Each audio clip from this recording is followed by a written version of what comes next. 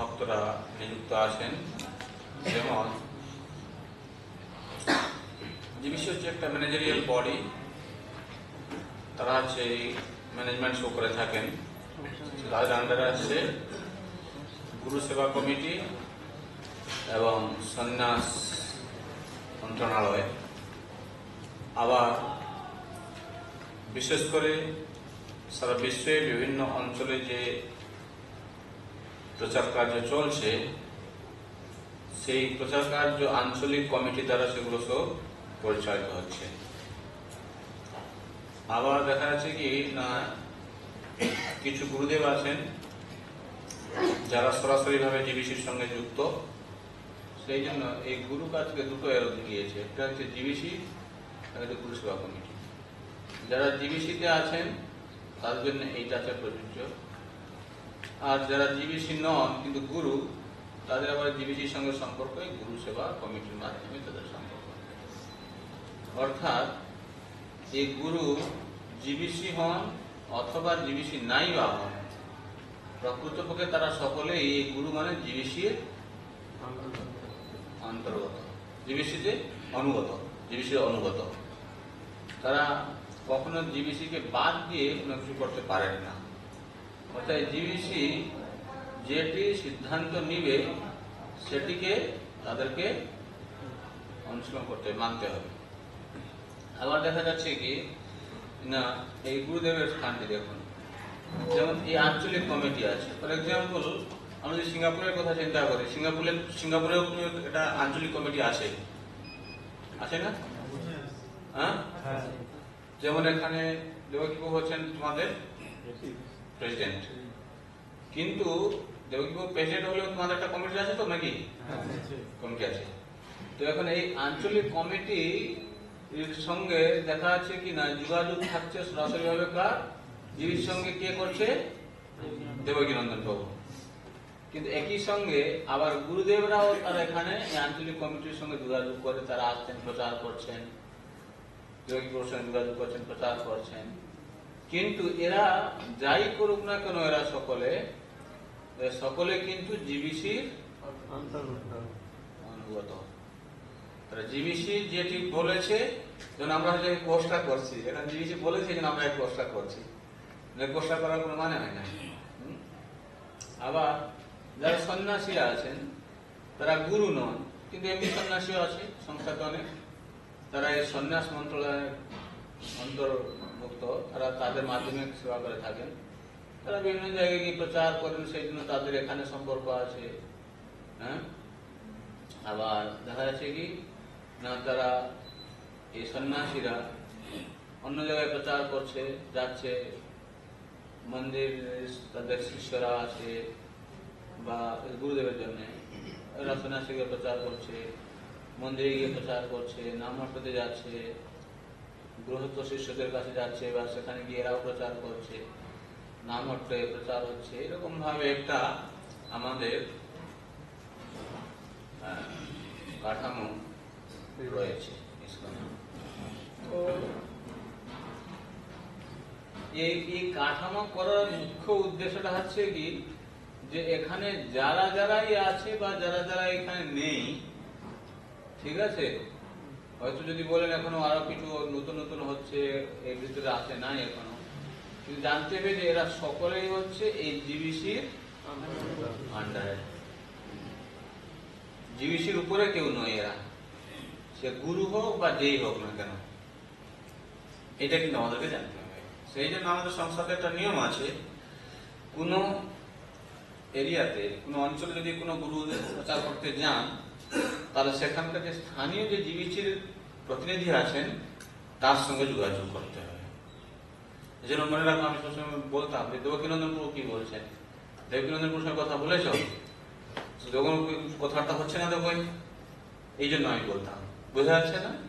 কেননা উনি হচ্ছেন, আমি জানি উনি হচ্ছেন এখানকার মুখ্য, যা কিছু করতে ওনার মাধ্যমে করতে হবে, ওনাকে বাদ দিয়ে করা উচিত নয়। কারণ আমরা সকলেই হচ্ছি জিবিসির অনুগত, জিবিসির আন্ডারে। অর্থাৎ এখানে দেখা যাচ্ছে কি না, যদি কখনো কোনো গুরু তিনি জিবিসির অনুগত হয়ে কাজ করছেন না, তাহলে তাকে কিন্তু সংস্থা এক সময় ধরবে। এটা একটা সুবিধা আছে, এর সুবিধা আছে না? কি সুবিধা আছে? কেন আমার গুরুদেব তো আমি দীক্ষা আছি, আমার গুরু আর আমি জিবিসি আবার কি? জিবিসি কি মানে? হ্যাঁ, কি মনে হয়? ঠিক না? হ্যাঁ, জিবিসিকে না মানা মানে বহুবাদকেও মানা হচ্ছে না। কেন?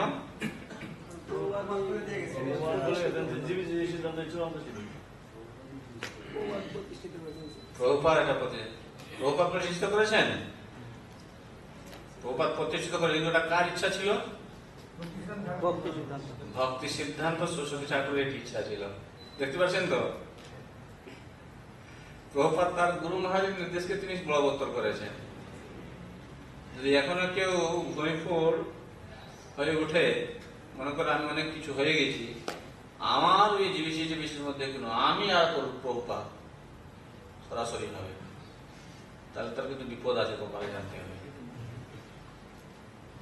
বুঝে যাচ্ছে তো? সেই জন্যে এখানে আমাদের সংস্থায় আমরা সকলেই হচ্ছি জিবিসির আন্ডারে, ম্যানেজারিয়াল ভাবে। ঠিক আছে, আধ্যাত্মিক ভাবে দেখতে হলে কেউ কখনো অনেক উন্নত হতে পারে, সেটা আমরা এখানে বিচার করছি না। কিন্তু ম্যানেজমেন্ট দিক থেকে দেখতে গেলে সংস্থাকে ভালো করে এগোনোর জন্য আমাদেরকে কর্তৃপক্ষের অনুগত হয়ে থাকতে হবে।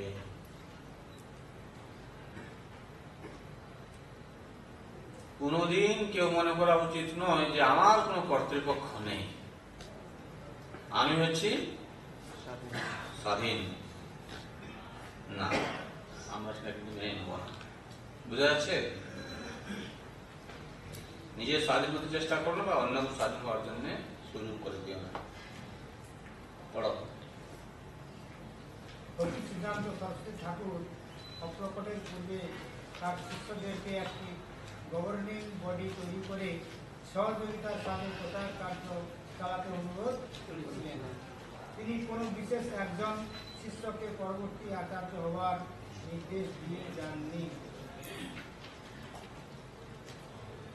কিন্তু তার অপ্রকটের ঠিক পর তার নেতৃস্থানীয় শিষ্যরা অনাধিকার চর্চা করে আচার্যের পদ দখলের পরিকল্পনা করতে শুরু করে এবং পরবর্তী আচার্য কে হবেন তা নিয়ে দুটি ভাগে বিভক্ত হয়ে যায়।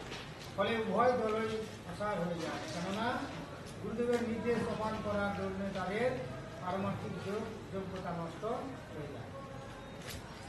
কি বোঝা যাচ্ছে এখানে? এখানে কি বোঝা যাচ্ছে?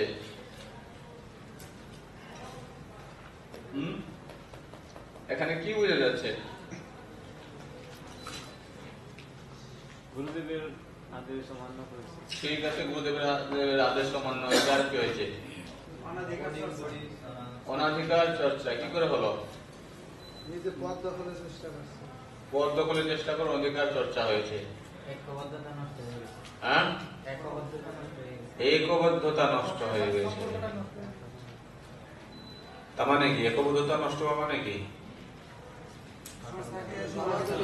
হ্যাঁ, একদম বলো।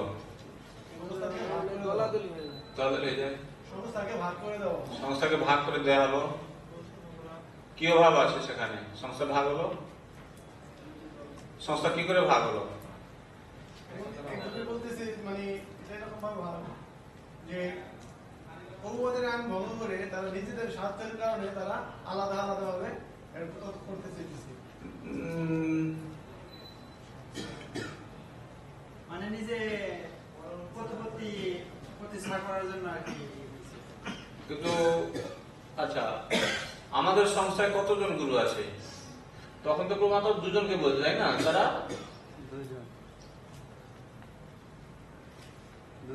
দুটি ভাগে বিভক্ত হয়েছে, তাই না? ঠিক আছে, এরকম নিয়ে দুটি ভাগে বিভক্ত হয়ে গেল। কিন্তু আমাদের এখনো কত ভাগ হতে পারে যদি ভাগ হয়? তার যত গুরু আছে তত ভাগ হয়ে যেতে পারে, তাই না? তাহলে কি করা যাবে এখন, কি করা উচিত আমাদের? এটাকে বন্ধ করা উচিত। বন্ধ, তাহলে বন্ধ করতে হলে কি করতে হবে? প্রত্যেকের সাথে সংযুক্ত হতে হবে। আমাদের সকল ঐক্যবদ্ধ হতে হবে। সতর্ক ঐক্যবদ্ধ হতে হবে। ঐক্যবদ্ধ হতে হবে। তার মানে কি একে অপরকে ভালোবাসতে হবে। সহযোগিতা করতে হবে। বলতে মনে হচ্ছে খুব সহজ লাগছে, তাই না? প্র্যাকটিক্যালি নট, লিখতে গেলে তো বানান ভুল হয়। হ্যাঁ, যাই যে কথা বলতে পারি, লিখতে গেলে বানান ভুল হয়। বুঝতে পারলাম না।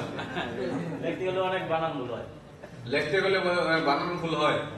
ও আচ্ছা, মুখে বলতে পারি। আচ্ছা আচ্ছা।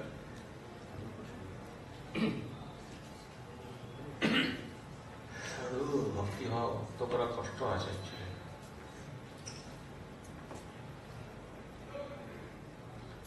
আমরা যতই যা করি না কেন একটা জিনিস মনে রাখতে হবে, বাস্তবিক পক্ষে এই ভক্তি জীবন আমরা লোক দেখানো অনেক সময় সাধন করে থাকি। এটা জিনিসটা এখনো এই ইস্কন ভক্তদের ভিতরে খুব প্রবল মাত্রায় দেখা দিয়েছে। আপনি দেখুন ইস্কনের মধ্যে ইতিমধ্যে অনেক ভাগ হয়ে গেছে। আমি আমার নিজের মানে ভাগ বোঝা যাচ্ছে না, কিন্তু ভাগ যে হয়ে গেছে, কাগজ কাগজ কলমে সব কিছু ঠিক আছে না, আমরা ভাগ হলাম কি করে? কথা বলবে যখন মনে হচ্ছে সে অনেক তোমার শরীর, ভিতরে অনেক মনে হয়। এরকম অনুভব করা যাচ্ছে? হ্যাঁ, আপনার ফিল করতে পারছেন এরকম? আমি তো এরকম দেখেছি, আমার লাগে এরকম। উপরে উপরে সব মানে একেবারে খাতা কলম ঠিকই আছে। তার মানে এটা কি পরস্পর সহযোগিতা হচ্ছে? না, হ্যাঁ হচ্ছে, উপরে উপরে হচ্ছে, ভেতরটা পুরো ফাঁকা। ভগবানের কাছে যেতে হলে ভক্তি করে বাস্তবিক পক্ষে এরকম করে নিজে সুখী হতে পারবে না, অন্যকে সুখী হতে পারবে না। এটা বাস্তব কথা বলছি। দেখো ঘটনা কি জানো তো, আমাদের মধ্যে অ্যাকচুয়ালি যেটাকে বলে ম্যাচুরিটি, ম্যাচুরিটিকে বাংলা কি বলে? হ্যাঁ, প্রাপ্তবয়স্ক, প্রাপ্তবয়স্ক। প্রাপ্তবয়স্ক, আমাদের মধ্যে পরিপক্ক। হ্যাঁ, আমরা ঠিক মতন পাকাপোষণ হতে পারে নাই। আমাদের পরিপক্ক অবস্থা লাভ না করার ফলে আমরা অনেক কিছু করছি বলে মনে করছি, কিন্তু আসলে সেটা পরিশেষে শূন্য থাকবে। এইরকম যারা করে না, এরকম একটা বাস্তব কথা, এরও বেশি দিন চালাতেও পারে একজন, এই দোলাদুলি করা, এ করা, সে করা, কিন্তু অন্তিমে কি হবে জানো তো, আসল যে কাজটা কিছুই হবে না।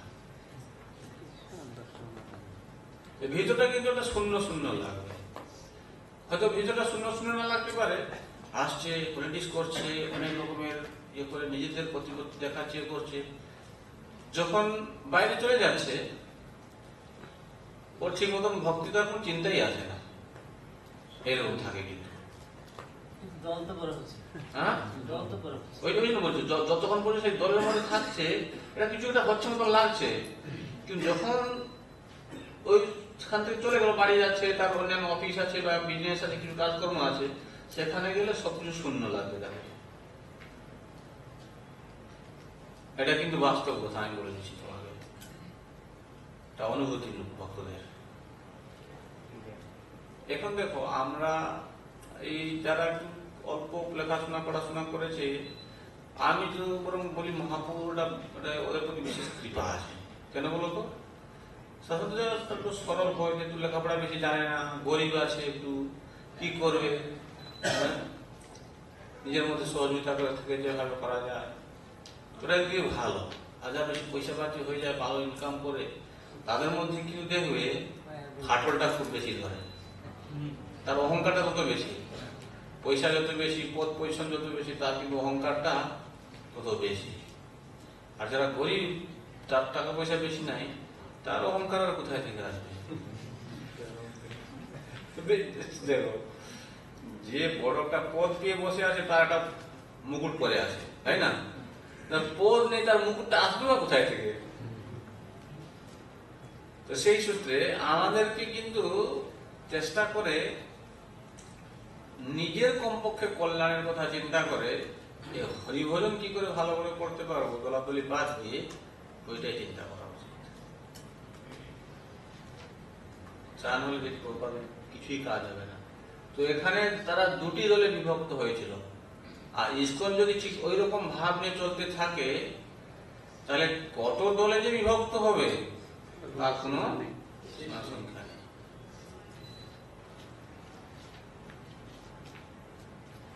এখন একটা মন্দির আছে ইসকনে, যেখানে কেবলমাত্র ওইখানে যে গুরুদেব আছেন ওর শিষ্যরা সেখানে থাকবে, ওই গুরুদেবই সেখানে কেবলমাত্র পাঠ দিবে। কিরকম লাগে জিনিসটা?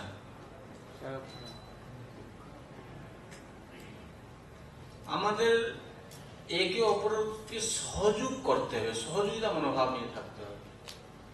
কিন্তু আমরা যদি একে অপরকে সহযোগ করতে না পারি তাহলে দেখা যাবে কি বিভাজন সৃষ্টি হবে। প্রভুপাদ এখানে বলছেন তারা দুটি ভাগে বিভক্ত হয়ে যায়, ফলে উভয় দলই অসাড় হয়ে যায়। কেননা গুরুদেবের নির্দেশ অমান্য করার দরুনে তাদের পারমার্থিক যোগ্যতা নষ্ট হয়ে যায়। অ্যাকচুয়ালি আরো বলি, এগুলো অপ্রিয় কিন্তু সত্যি কথা, তোমার জানা উচিত। আমি নিজে দেখেছি, ইতিমধ্যে দেখা যাচ্ছে আমাদের যখন বর্তমান যে সমস্ত গুরুবৃন্দরা আছেন তাদের মধ্যেও দেখছি শিষ্যদের মধ্যে এখন ঐক্যতা নাই। একই গুরুর শিষ্য কিন্তু ঝগড়া করছে। কারো অনুভূতি আছে এখানে? আপনাদের মধ্যে কারো অনুভূতি আছে? নেই? আছে। আমি দেখেছি একই গুরুর শিষ্য কিন্তু দেখা যাচ্ছে কি ঝগড়া করছে। তা তুমি চিন্তা করো, তাহলে এটা কি এই চলতেই থাকবে এরকম, আর কি দুনিয়া, তাই না? এটাকে এড়ানো যাবে না। এখান থেকে আমাদের শিক্ষা নিতে হবে।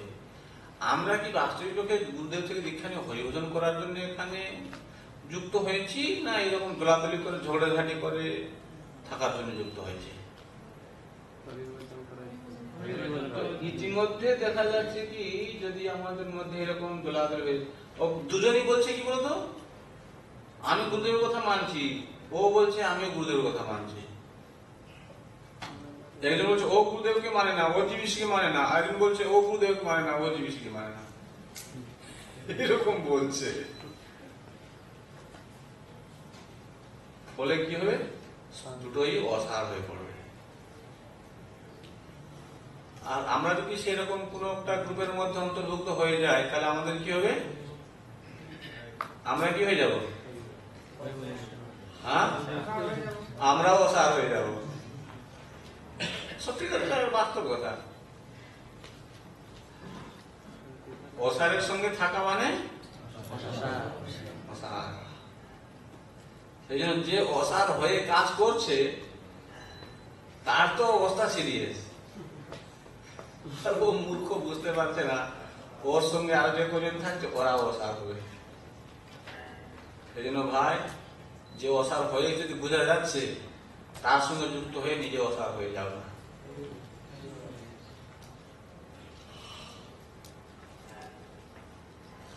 খুব গুরুত্বপূর্ণ জিনিস ভক্তি জীবনে না। অ্যাকচুয়ালি আমার মনে হয় যারা ভালো করে ভক্তি করতে চায়, যদি কখন দেখতে পায় সে তার নিজের গুরু ভাই হোক বা অন্য কোনো গুরুদেবের শিষ্য হোক না কেন, এই স্কুলে বিভিন্ন রকমের এখন দেখা যায় একই গুরু গুরু শিষ্যদের মধ্যে বা বিভিন্ন গুরু শিষ্যরা একত্রিত হয়ে কিছুটা জুলুমবাজি চালানো, এরকম হয়। অনেক কিছু হচ্ছে ইতিমধ্যে।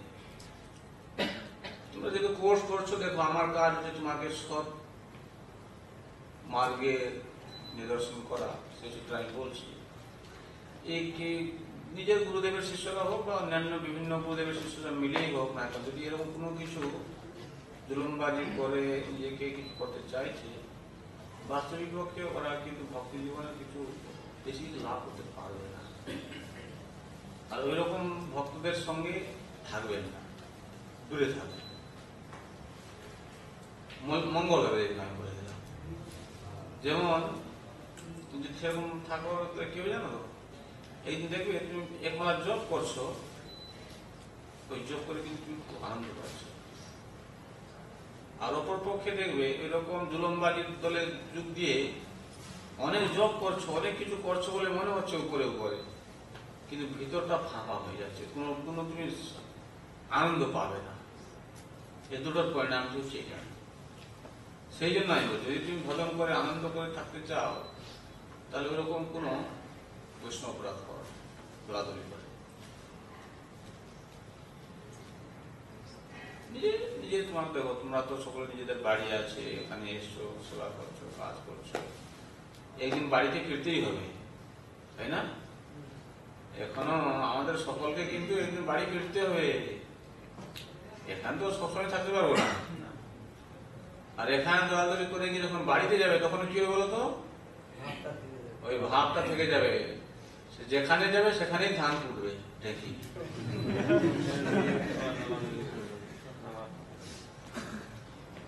তাই তো। এখানে অভ্যাসটা করে ফেলেছে, অভ্যাসটা আর যাবে না, সে যেখানেই যাবে। আর ক্ষতিটা কার হবে? আমরা কত বোকা লোক, তাই না? সব বুঝি তারপরে একটা কথা আছে না, যে যে ডালে বসে আছে ওই ডালটা কাটছে। আমাদের গতিটা ঠিক ওই রকম হয়ে গেছে। এটা কেন করে জানো তো ভক্তরা? শুধু নাম দোষ প্রতিষ্ঠার জন্য। নাম দোষ প্রতিষ্ঠার পিছনে পড়ে ভুল মনে করে গুরুমার কোন যেটা চাইছেন এটা করলে হবে, এরকম চিন্তা করে লাভ হয় না কিছু। কোর্সটা করলাম ঠিক আছে, কিন্তু কোর্স নির্যাসটা বুঝতে হবে। সার্টিফিকেট পেয়ে গেলাম, দীক্ষা তো নিয়ে নিলাম, কিন্তু আসল যে আমাদের উদ্দেশ্য কোর্সের, এই জিবিসি বলুন, গুরুবর্গরা বলুন, বা অন্যান্য যে সমস্ত প্রচারকরা বলুন, অ্যাকচুয়ালি ওরা কি করতে চাইছে? কি করতে চাইছে মনে হয়? কি করছে সকলে? হ্যাঁ,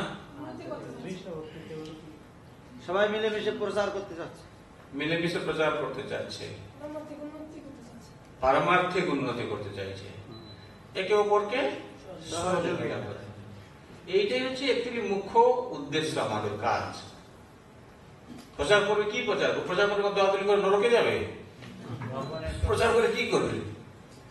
মেন জিনিসটা হচ্ছে কি, সে যে যেখানেই থাকুক না, জীবিসি হোক, গুরু হোক, সন্ন্যাসী হোক, একটা সাধারণ ভক্ত, ব্রহ্মচারী হোক, গৃহস্থ, বানপ্রস্থ সন্ন্যাসী যে হোক না কেউ, আমাদের একে অপরের সঙ্গে সহযোগিতা করে, যে ভক্তিতে এগোচ্ছে তাকে সহযোগিতা করা, যে এগোতে পারছে না তাকে সহযোগিতা করা করে ধীরে ধীরে আমরা সকলে যেন ভক্তিতে উন্নতি লাভ করতে পারি।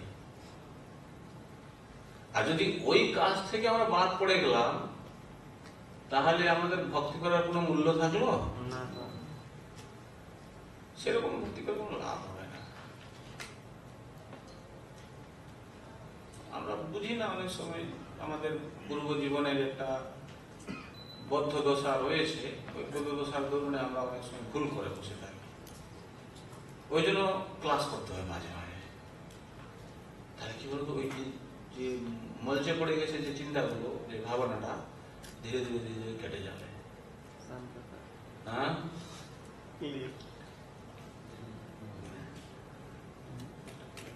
দেখুন এখন ভগবান কি বলছেন, বলো, পড়ো। চৈতন্য মহাপ্রভু স্বয়ং আমাদের সহযোগিতা পেয়েছিলেন। তিনি পরমেশ্বর ভগবান শ্রীকৃষ্ণ, এবং সেজন সহযোগিতা খুবই গুরুত্বপূর্ণ একটি বিষয়।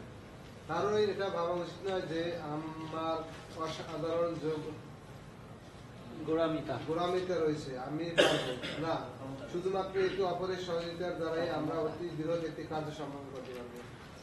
রাধা দামোদর সংকীর্তন দলের সাথে ঘরোয়া কথোপকথন মার্চ 16, 1976 কেউ মনে করা উচিত নয় যে আমার অসাধারণ ক্ষমতা রয়েছে, আমি পারব, এরকম কিন্তু মাঝে মাঝে আমাদের ভিতরে ভাব চলে আসে।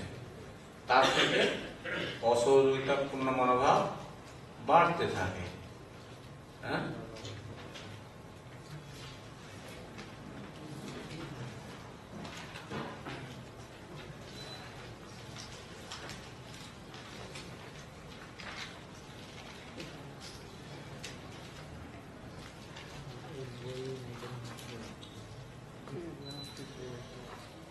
কিছু প্রশ্ন বা মন্তব্য আছে যা কিছু আমরা তখন পর্যন্ত আলোচনা করলাম। দেখুন, এখন এটা আমরা শিক্ষা নিচ্ছি, এখন আলোচনা করছি। আমিও যেমন আপনাদের মতন সাধারণ ভক্ত, এখানে কোনো কিছু আমাদের ইয়ে নেই, আমরা এটা অ্যানালিসিস করছি, শিক্ষা নিচ্ছি। ভয় পাবেন না, যে কোনো প্রশ্ন আপনি জিজ্ঞাসা করতে পারেন। আমি না পারবো বলবো যে আমি এটা জানি না উত্তর, তাহলে আমাদের ডাউটগুলো ক্লিয়ার করা উচিত, মনের মধ্যে কোনো গ্লানি থাকা উচিত না। খোলাখুলি জিজ্ঞাসা করতে পারেন, কোনো প্রশ্ন বা কোনো মন্তব্য আছে এখন পর্যন্ত যা কিছু আমরা আলোচনা করেছি, ডাউট থেকে যাচ্ছিল।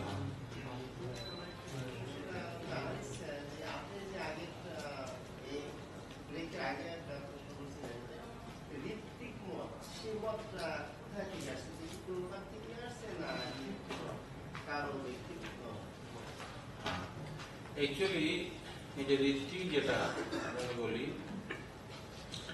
শাস্ত্রে ঋত্বিক বলতে কোনো শব্দ নেই। শাস্ত্রে বলা হচ্ছে ঋত্বিজ বলতে একটা কথা আছে, বলে ঋত্বিজ। ঋত্বিজ শব্দের অর্থ হচ্ছে কি একজন অফিসিয়াল প্রিস্ট। অফিসিয়াল প্রিস্ট মানে আনুষ্ঠানিক একজন পুরোহিত। আনুষ্ঠানিক পুরোহিত কি করে থাকেন? তিনি তার যজমানের পক্ষ হয়ে কোন কর্মকাণ্ডের অনুসরণ করে, যাগযজ্ঞ ইত্যাদি অনুষ্ঠান করে তিনি সেই যজমানকে তার ঈপ্সিত ফল লাভ করার জন্য সহায়তা করে থাকেন। এটি হচ্ছে একটা ঋত্বিজের কাজ। কিন্তু তার আধ্যাত্মিক উন্নতির জন্য তারা কিন্তু দায়ভার গ্রহণ করেন না। মনে করুন, কোন একটা ব্যক্তি সে কোন জাগতিক কিছু লাভ করার জন্য তার ইচ্ছা আছে, সে ওটা পুত্র লাভ করতে চাইছে, সে ব্যক্তি যে সে তাকে সেরকম যজ্ঞ অনুষ্ঠান করে তাকে পুত্র কামনার তার যে ইচ্ছা সেটাকে যে ফলবতী করতে পারে। কিন্তু তার পরবর্তীতে তার কি হবে না হবে, তাকে আধ্যাত্মিক জীবনে গাইড করা, এসব তাদের কর্ম নয়, তারা করেন না সাধারণত। তো এটা হচ্ছে অ্যাকচুয়ালি ঋত্বিজের কাজ, এরকম করে থাকে তারা। তো এখন সেটাকে ঋত্বিক বলছে। যেমন এই অনুকূল সংস্থা দেখেছ, অনুকূল আছে না, তারা তারা ঋত্বিক করে না। এটা এসব অশাস্ত্রীয় কথা, এসব বানানো। প্রভুপাদ ঋত্বিক, প্রভুপাদ এতজন বড় একজন গুরু প্রতিষ্ঠাতা আচার্য হয়ে, তো তিনি এই জিনিসটা কখনো বলতে পারেন না, এটা প্রভুপাদের কথা নয়। এখন কিছু লোক আছে যারা যে কোনো কারণেই হোক না কেন তারা এই জিনিসটাকে প্রচার করছে, তো এর কোনো শাস্ত্রীয় ভিত্তি নেই, এটা আমাদেরকে জানতে হবে। দেখুন, ছোট্ট একটা কথা বলি, ওরা গুরুদেবকে মানতে চাইছে না। আপনার কি মনে হচ্ছে চৈতন্য মহাপ্রভু গুরু গ্রহণ করেছিলেন? রামচন্দ্র ভগবান গুরু গ্রহণ করেছিলেন? স্বয়ং ভগবান কৃষ্ণ গুরু গ্রহণ করেছিলেন? নারদ মুনির গুরু ছিল? তাহলে আমাদের এই যে পরম্পরা ধারায় এই যে সমস্ত রূপ গোস্বামী, সনাতন গোস্বামী, ভক্তি সিদ্ধান্ত সরস্বতী ঠাকুরের সকলে গুরু ছিল? তো সকলে গুরু ছিল, জীবিত গুরু থেকে দীক্ষা নিয়েছে, তার শিক্ষা নিয়েছে, শাস্ত্র গ্রন্থ অধ্যয়ন। তাহলে ওইটা ওই ওই সত্যটাকে না মানার কারণটা কি? হয়তো হতে পারে তার মধ্যে অনেক অহংকার আছে, হতে পারে সে গোড়ামি করে মানতেই চায় না। কি করা যাবে? দুনিয়াতে বিভিন্ন রকমের লোক আছে। হ্যাঁ, কি হলো? না,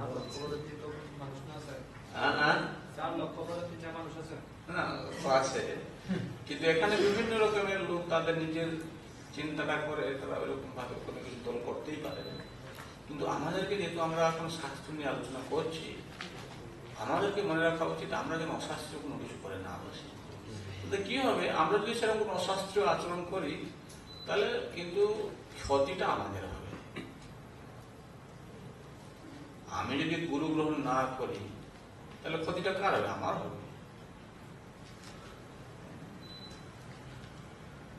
পশুজনী মবাপ্নতি দীক্ষা বিরোহিত জানা, যে এখন দীক্ষা দিব্যজ্ঞান লাভ করে না, দিব্যজ্ঞান কোথায় থেকে প্রাপ্ত হবে? হৃদয়ে। কি করে হবে? গুরুদেব আমাদেরকে শিক্ষা দেবে তার মাধ্যমে। তো এখানে বলছি যে ওই দীক্ষা বিরহিত জন পশুজনী মবাপ্নতি, যেরকম ভাবে পরম্পরা ধারায় যুক্ত হয়ে সদ্গুরুর চরণাশ্রয় করে দিব্যজ্ঞান লাভ করতে পারে নাই, সে পশুজনীতে জন্ম লাভ করবে।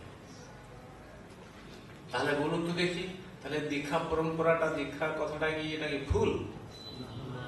এটা পদ্মপুরাণ শ্লোক উদাহরণ দিয়ে বললাম। যারা রেস্ট্রিক আছে ওদের মতন একটা বানিয়ে ফেলছে আর কি আছে। দুনিয়াতে অনেকে আছে কি বলতো, নিজে কিছু ভিলকিবাজি দেখিয়ে সকলের কাছে নিজেকে বড় দেখাতে চায়। এটা হচ্ছে একটা মানুষের রোগ। তো এটা যদি কার মধ্যে ঋত্বিকবাদ হয়ে সেই রূপটা দেখা দিয়েছে, তো সেই জন্য আমাদের বেশি কিছু মাথা ঘামানো হয়ে গেছে। ঋত্বিকবাদের মধ্যে একটা ইয়ে আছে যে শ্রীনিবাস আচার্যকে এক চিঠিতে নিত্যানন্দ প্রভুর পুত্র বীরভদ্র গোস্বামী জনক জয় গোপালকে কঠোরভাবে তিরস্কার করেছিল, কারণ সে দাবি করেছিল যে পরম গুরুদেবের শিষ্য। এই লাইনটা বুঝলাম না, এখানে শ্রীনিবাস আচার্যের কাছে এক চিঠি লিখছে নিত্যানন্দ প্রভুর পুত্র বীরভদ্র গোস্বামী। এখানে বলা হয়েছে যে জনকে জয় গোপালকে কঠোরভাবে তিরস্কার করা হয়েছে। এখানে লেখা হচ্ছে শ্রীনিবাস আচার্য ছিলেন তখনকার সময় অ্যাকচুয়ালি বৃন্দাবনে তিনি বৈষ্ণবদের ভিতরে একজন খুবই প্রতিষ্ঠিত কৃষ্ণ, এবং সে এই জয় গোপাল সে শ্রীনিবাস আচার্যের কাছে গিয়ে এটা বলছিল, তার গুরুদেব বাদ সে কোনো কিছু করতে চেয়েছিল, সেই জন্য তিনি তার কাছে পত্র দিয়েছিলেন, তার পরিত্যাগ করে মানতে চেয়েছিলেন জয় গোপাল।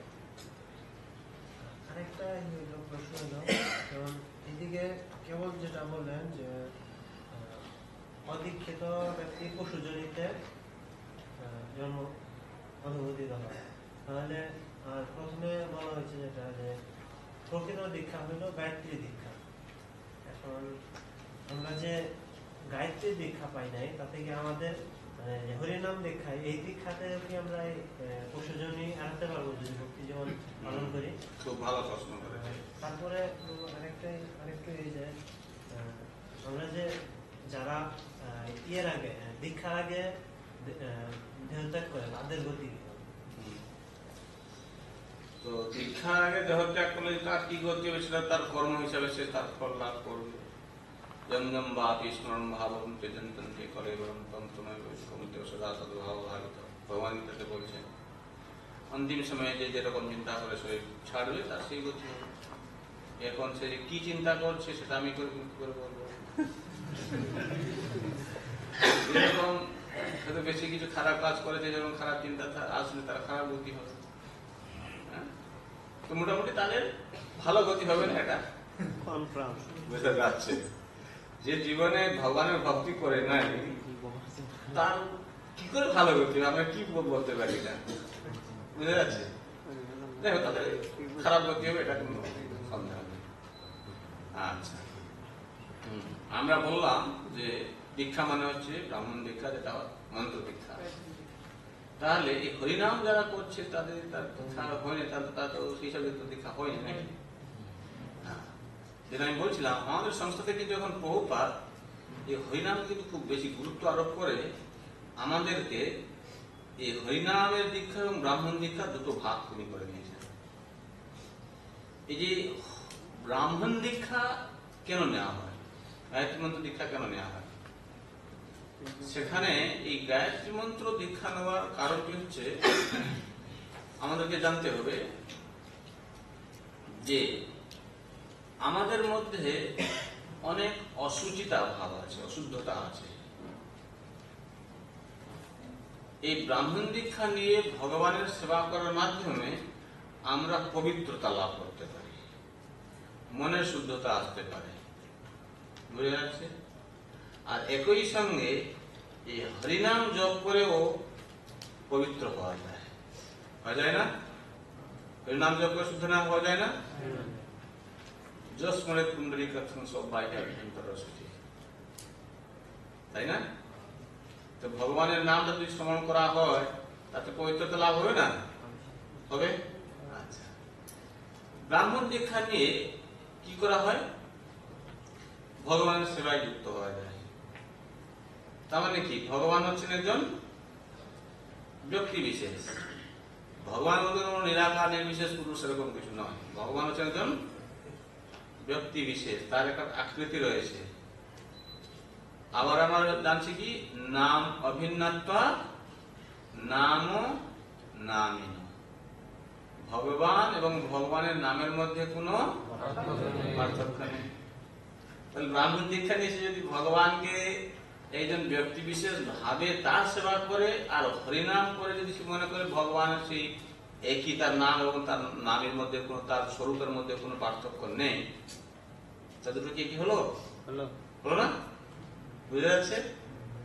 আচ্ছা, তারপরে বাস্তবিক পক্ষে এই ভগবান যে একজন ব্যক্তি বিশেষ ব্রাহ্মণ দীক্ষা প্রাপ্ত হয়ে তার সেবা করার মাধ্যমে তার সঙ্গে আমরা সম্পর্ক স্থাপন করতে পারি। আর যদি ভগবান একজন ব্যক্তি বিশেষ স্বরূপে হন আর তার নাম থেকে তিনি অভিনয়ের নামও তিনি হচ্ছেন একজন ব্যক্তি বিশেষ, তাহলে তার সঙ্গে সম্পর্ক স্থাপন করে আমরা আমাদের জীবনকে সার্থক করতে পারি না? হ্যাঁ, পারি না? পারি।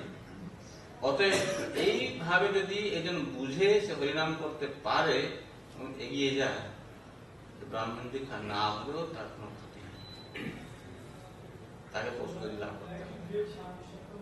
কলিযুগে এটা আমার জন্য প্রত্যেক যুগে নামের মাহাত্ম্য রয়েছে, বুঝতে পারছে? কিন্তু কলিযুগে আমাদের জন্য এটা একটা বিশেষ উপহার দেওয়া হয়েছে বলা যেতে পারে। কেন, কলিযুগে সাধারণত মানুষ আর যত দিন যুগ বাড়বে আরো বেশি অধঃপতিত হবে। অ্যাকচুয়ালি বাস্তবিকভাবে দেখতে গেলে ইতিমধ্যে দেখা যাচ্ছে অনেকেই আছে কিন্তু ওই সংস্কৃত শ্লোকগুলো ভালো করে উচ্চারণ করতে পারে না, দেখা যায় না? তাহলে এই যে সাধারণত এই মন্ত্র ক্লিষ্ট আছে, তাকে ভালো করে উচ্চারণ করার জন্য একটা যোগ্যতার প্রয়োজনীয়তা আছে। এমন সময় আসবে তারা সেটা পর্যন্ত ঠিকমতো করতে পারবে না, তাদের গতি কি হবে? কিন্তু এই হরে কৃষ্ণ মহামন্ত্রটা অনেক সহজ আছে, যে কেউ যে কোনো পরিস্থিতিতে, আবার এর জন্য অসুবিধাও আছে। এই গায়ত্রী মন্ত্র কিন্তু ঠিক মতন পাঠ করতে না পারলে কিন্তু অসুবিধা আছে। এই হরিনাম মহামন্ত্র কিন্তু শুদ্ধম বা শুদ্ধ বর্ণম ব্যবহৃত রহিতম তার দেব সত্যম, শুদ্ধভাবে হোক বা অশুদ্ধভাবে নেওয়া যায়, কোনো অসুবিধা নেই, সেটা তোমাকে মুক্ত করে দেবে। অশুদ্ধ অবস্থায় কিন্তু গায়ত্রী মন্ত্র জপ করা যাবে না, বুঝা যাচ্ছে? তো সেই সূত্রে দেখা যাচ্ছে কি, এবং এই সমস্ত কলিযুগের জন্য খুবই প্রযোজ্য রয়েছে, তার প্রাধান্য রয়েছে বিশেষ করে কলিযুগের জন্য। সেই জন্য প্রভুপাদ এটাকে আরো ভালো করে আমাদেরকে দেখালেন যে এই মন্ত্র দীক্ষা হরিনাম দীক্ষার মধ্যে তারতম্য নেই। পঞ্চরাত্রিক বিধানে তারতম্য থাকলেও কিন্তু ভাগবত বিধানে কোন তারতম্য নেই। বুঝা গেল? আরেকটা প্রশ্ন আছে যে এখন যেটা বললাম বুঝতে পেরেছ? এখন বুঝতে পারছি। বুঝতে পেরেছ তো? এইটার মধ্যে আরেকটা প্রশ্ন যে আমাদের এখানে আরেকটা শ্লোক বলছে যে দীক্ষিত না হইলে তার যত সব ভগবত কর্মকাণ্ড সব বৃথা নিরর্থক। এর কি তাৎপর্য? কি শ্লোকটা পড়ো?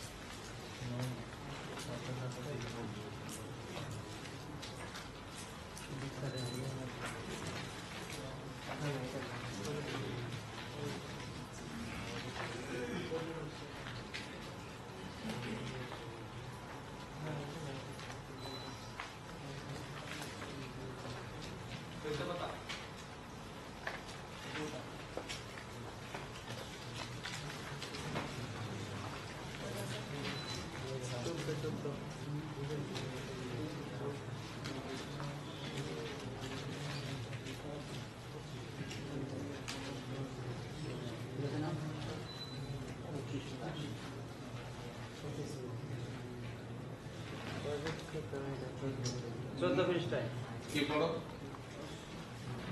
সদ্গুরুর কাছ থেকে দীক্ষিত না হওয়া পর্যন্ত সব ধরনের পারমার্থিক কর্মকাণ্ড নিরর্থক থেকে যায়। যথাযথভাবে দীক্ষিত না হলে যে কোনো ব্যক্তি পশুজনিতেও পতিত হতে পারে।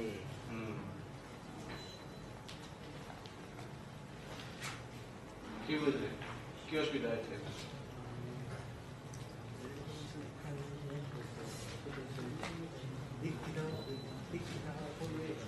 হ্যাঁ? ওইটাই তো আলোচনা করলাম।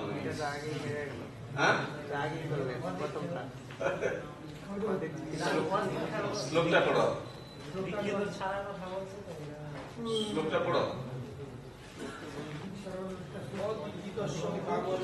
হ্যাঁ?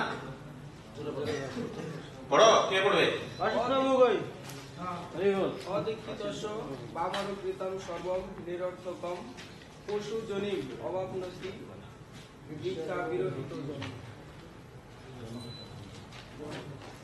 তো এখানে এই দীক্ষার মাহাত্ম্য প্রকাশ করা হচ্ছে। অতএব দীক্ষা আমাদেরকে নিতেই হবে, দীক্ষা না নিয়ে থাকা যাবে না। বুঝা যাচ্ছে? দীক্ষা না নিলে গতি খারাপ। এই আমাদের তুমি দেখেছো এই গ্রামে গঞ্জে এখনো বলে বিয়ে শাদী করার আগে কি করে বলো তো? জানা আছে? অবশ্যই জানা আছে না? তো দীক্ষা নেওয়ার পরে কি গতি খারাপ হতে পারে না? আরে যারা এইসব দীক্ষার কোনো মূল্য নেই, সেজন্য যথার্থ দীক্ষা নিতে হবে। এখনো মানুষ ওই কি এটা আগে থেকে কিছু একটা এরকম মনের মধ্যে ঢুকিয়ে গেছে, সেই জন্য বিয়ে শাদী করার পূর্বে কে কুলগুরু আছে, কে সহজিয়া গুরু আছে, সে কোনো বাদ বিচার নেই। দীক্ষা কানে মন্ত্র দিতেই হবে। এরকম জাহাজ মানে মনকে বুঝ দিচ্ছে আর ওই রকম মনকে বুঝলে চলবে না। দীক্ষা নিতেই হবে যথার্থভাবে, পরম্পরাযুক্ত সদ্গুরু থেকে হরিভোজন করতে হবে। এখানে উদ্দেশ্যটা হচ্ছে হরিভোজন ছাড়া জীবন বৃথা। এটা বোঝা যাচ্ছে কি? হরিভোজন কি করে হবে দীক্ষা না হলে? দীক্ষা মানে কি? দিব্য জ্ঞান। দিব্য জ্ঞান মানে কি? যে কার্যকলাপের মাধ্যমে সে ভগবানের সেবায় নিযুক্ত হতে পারে, তার ফলে সে তো সংসারের বন্ধন থেকে মুক্ত হয়ে যাবে। এটি হচ্ছে আসল দীক্ষা। কিছু বোঝা যাচ্ছে সাধু? হরে কৃষ্ণ। কিছু বোঝা যাচ্ছে? যাচ্ছে? হ্যাঁ কি না কিছুই বলছে না। হরে কৃষ্ণ বলতেছে। আমার এটা ছিল যে ইয়ে দীক্ষার যে আগে যে ভগবত সেবা করা হচ্ছে, অনেকে দীক্ষার আগে ভগবানের সেবা করে, পূজা করে, সেটা করা কি কোনো ফলপ্রসূ নাকি নিরর্থক? যদি দীক্ষার আগে সে যথার্থভাবে সদাচারী হয়ে ভগবানের সেবা করছে, সেটা কখনো বিফল যাবে না। সদাচারী হতে হবে আর ভগবানের সেবা করতে হবে। বুঝে যাচ্ছে?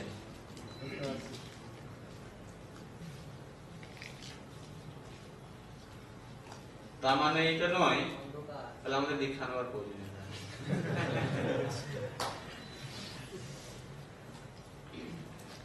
বুঝে যাচ্ছে? যেমন একটা কথা বলি,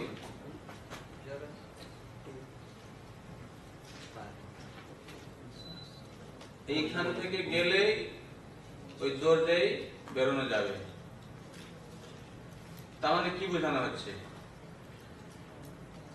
দরজায় যাওয়ার প্রয়োজনীয়তা নেই, বেরোনোর প্রয়োজনীয়তা নেই। এটা বলা আছে এই রাস্তায় গেলে দরজাতে পাওয়া যাবে। আর যদি এটা বলে না এটা তাহলে আর দরজা আর যেতে হবে না, তাহলে এখানে বসে থাকো, তাহলে কি বেরোতে পারবে? কি বললাম বুঝে আছে? হ্যাঁ, বুঝতে পারছি তো? এখান থেকে আগে সরে দরজার কাছে যাইতে হবে। হ্যাঁ, আর যদি কেউ না এইখানে থাকবো, তাহলে বেরোতে পারবে না। দরজার কাছে না পৌঁছানো মানে বেরোতে পারবে না। ওই যে এর আগে দীক্ষা নেওয়ার আগে যে ভগবানের সেবা করে সদাচারী ভগবান স্বীকার করছে, তার অর্থ মানে নয় আর দীক্ষা নিয়ে ভগবানের কাছে যেতে হবে না।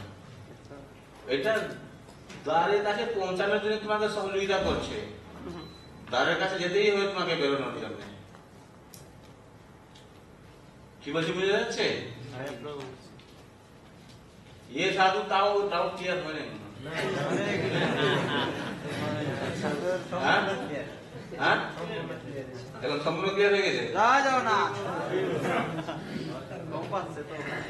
হ্যাঁ, আর কোন প্রশ্ন আছে? প্রশ্নগুলো সব ক্লিয়ার করতে ভালো মতো। আমার কোর্স ছাড়া একটা প্রশ্ন, কোর্সের ভিতরে প্রশ্ন করো আগে। কোর্স ছাড়া প্রশ্ন করতে হলে আবার আমাকে মায়াপুর থেকে লইয়া আইতে হবে। আমাকে লইয়া আইসে এই কোর্সের প্রশ্নের উত্তর দেওয়ার জন্য। বুঝতেছ? হ্যাঁ, বলো। আমরা কিছুক্ষণ আগে আমাদের ঋত্বিক ক্লাব নিয়ে আমাদের যে কথাগুলো হয়েছে এখানে, আমরা যদি মনে করেন ঋত্বিকের অনেক ধরনের প্রোগ্রাম হয়, আমরা এই পরম্পরা ধারা যারা দীক্ষিত ভক্ত আছে, আমরা দীক্ষিত কিংবা আশ্রিত যারাই আমরা কি তাদের সাথে ওই সঙ্গে আমরা যেতে পারি? কিংবা তো এরকম মনে করে অনেকে যে ভগবানের দর্শন করলে কোনো সমস্যা নেই তাদের সংস্থায়, এতে কি কোনো অপরাধ আছে? না, ভগবানের দর্শন করা হরিনাম করা তো কোনো দোষ নেই, এটা তো ঠিক আছে। আবার এরকম যারা একটু আলাদা রকমের চলে, তাদের সঙ্গে থাকতে থাকতে আমাদেরও যে মনমানসিকতার পরিবর্তন হয়ে এক সময় আমরা যে ওই দলে যোগদান করতে পারি, সেটাও ভয় আছে। কিন্তু সে ভয়টাও থাকতে পারে, না জানলেও কিন্তু সেটা কখনো আবার ফস করে উঠবে, তখন বিপদ হয়ে যাবে। তারা আমাদের অনেকে আমি দেখছি যে তারা আমাদের গুরু মহারাজদের সবসময় তারা নিন্দা করে।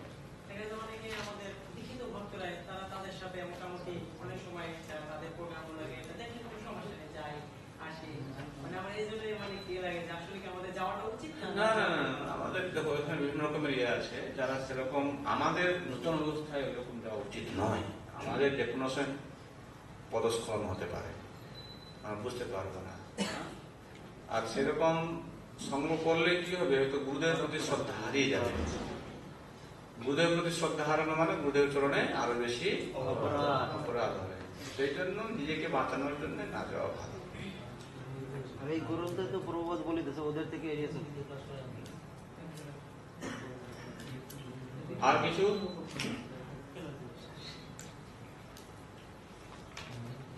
সব ক্লিয়ার হয়ে গেছে? তাহলে তাহলে প্রশ্ন দেবো এখন। হ্যাঁ, রেডি আছো? যাওয়া যাবে না। ঠিক আছে, আর দুদিন অপেক্ষা করো। কিরকম ধরনের প্রশ্ন এবার আসলে এই যেগুলো আলোচনা করছি এই প্রশ্নগুলো আসবে। বুঝলাম।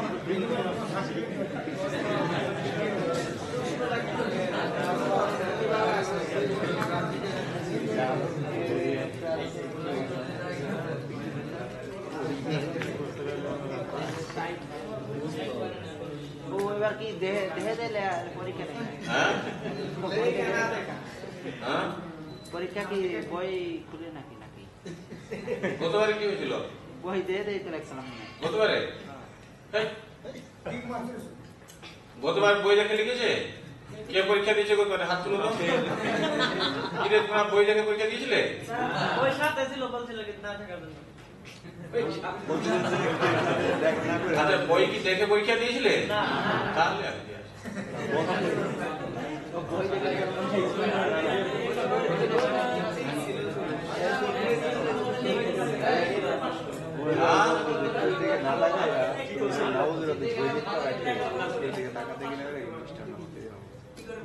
বুঝতে পারলাম না।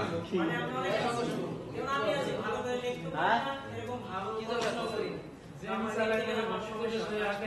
কি দরকার আছে মনের ভ্রান্তি ঢুকে রেখে নেন না বার করলে কি করে? হরে কৃষ্ণ এখন প্রশ্ন হইতাছে